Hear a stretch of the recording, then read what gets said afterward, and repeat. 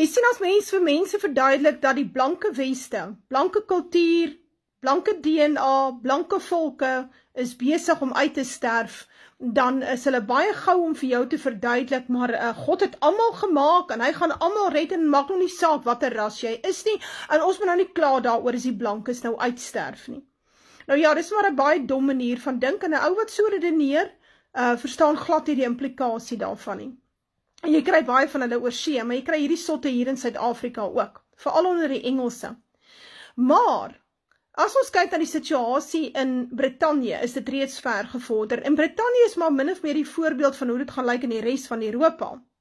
En ek het 'n baie oulike video wat ek vir jou sal bysit by die einde van hierdie video van my, dan kan jy nou mooi luister hoe ernstig is die situasie daar. Hulle praat van 1 uit elke 4 kinders, 4 blanke kinders, 1 uit elke 4 blanke kinders in Brittanje is nou die minderheid in sy skool.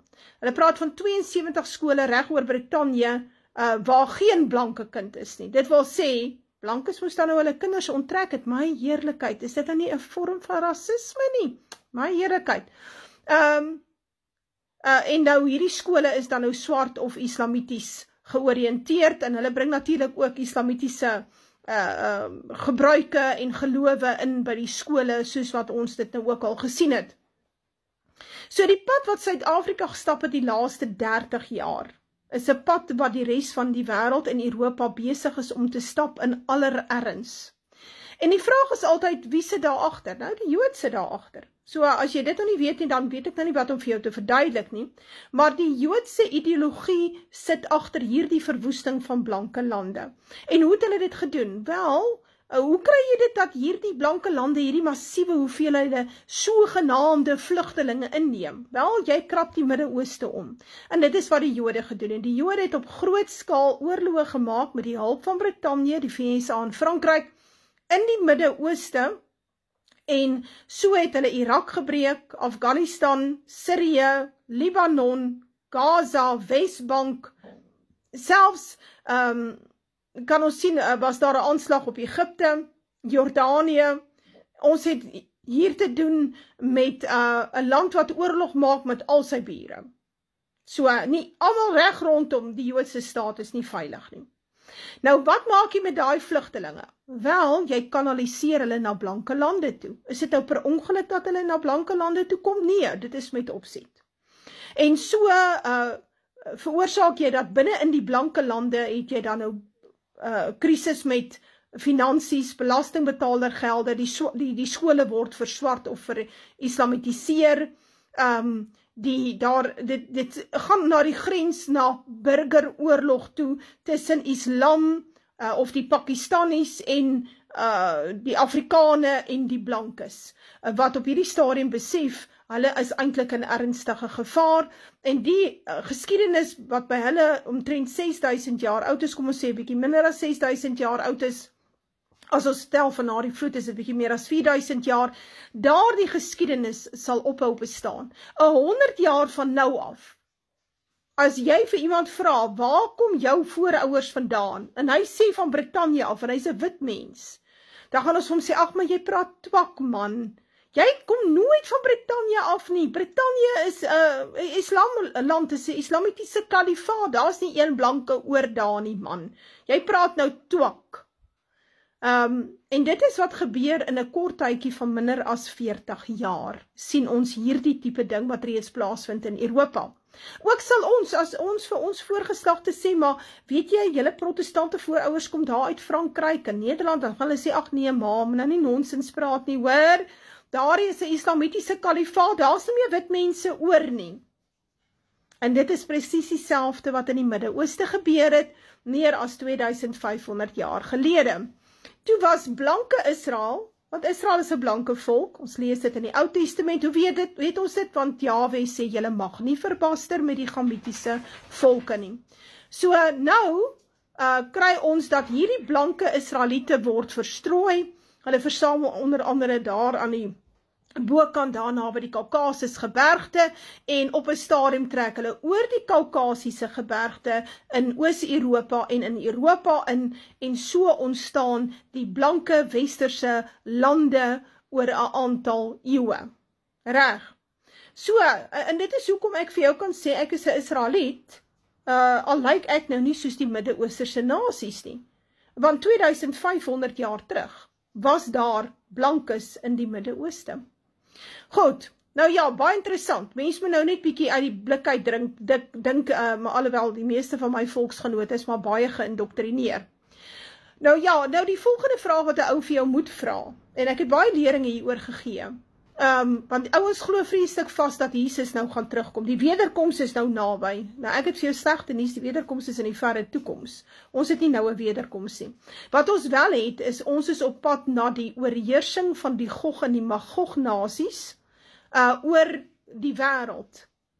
En hierdie Gog en Magog nasies, saam met Rusland en China, sal dan nou oorlog maak in die westerse blanke lande. Ons gaan dit sien, ons is reeds besig om dit te sien, niemand kan dit ontken nie.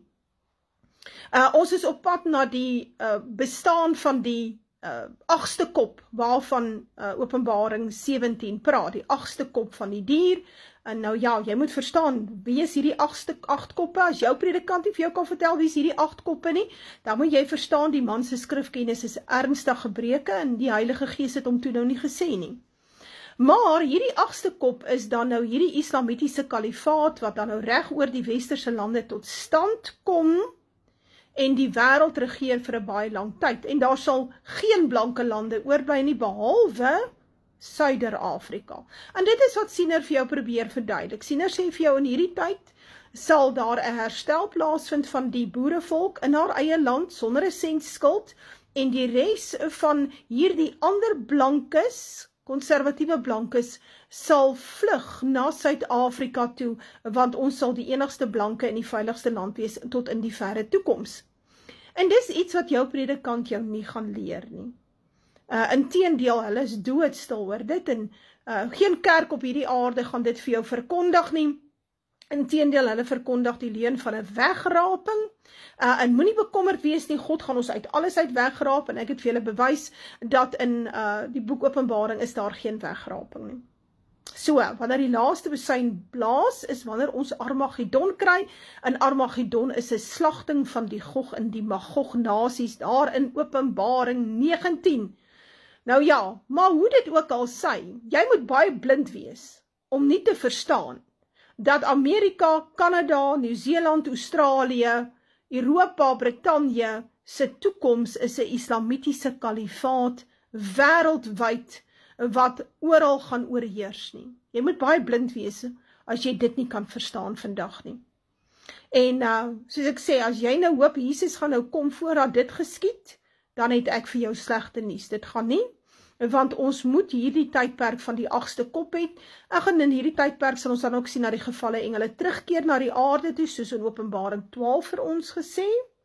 En ja, en dan hulle sal saam die islamitiese kalifaat beheer. Maar hulle gaan nie Suider-Afrika, wat die enigste blanke land is wat oorbly, regeer nie. Nou jy hoef maar nie te glo nie, as die Almagtige jou spaar met lewe en gesondheid, dan sal jy dit sien. There is not a single white British child in 72 schools across England. In 454 schools, white British children make up less than 2% of the student body. White British children are also now a minority in 1 in 4 schools. That is data from the Department of Education reported by The Telegraph. I strongly believe this is indirect social engineering on a national scale.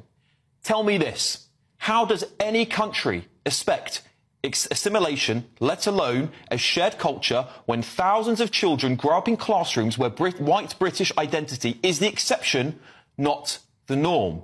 Will there be a White History Month to help with these minority children to feel included? Will there be DEI initiatives to give them a leg up? Of course not. They're the wrong kind of minority, aren't they? And yet it seems if you even dare to raise these questions, the government now might label you as a potential terrorist. That's not hyperbole. That is the Home Office's own Prevent programme, including what they are dubbing cultural nationalism as a red flag for radicalisation. If you believe that Western culture is under threat from mass migration, or think that some groups aren't integrating, that alone might get you flagged for de-radicalisation. So let's be absolutely clear. Mass migration is driving down wages, jacking up housing demand, crushing the NHS, and putting enormous pressure on public services. Not forgetting costing the taxpayer tens of billions of pounds. And after all of that flagellation, we're told we can't discuss the failure of some to integrate. Further fueling division, isn't it? Riots and resentment. The kind we've seen erupting in cities across Europe, even here in the UK. In my strong opinion, what's happening is not accidental, it's ideological. Our own government-funded institutions are treating British identity as a threat, all while they continue to flood the country with people from foreign areas, some of whom hate our way of life, who may even then go on to live in ghettoised areas detached from British culture entirely. It seems to me that what our governments really want is obedience and your silence, and they are pushing this country to the utter brink.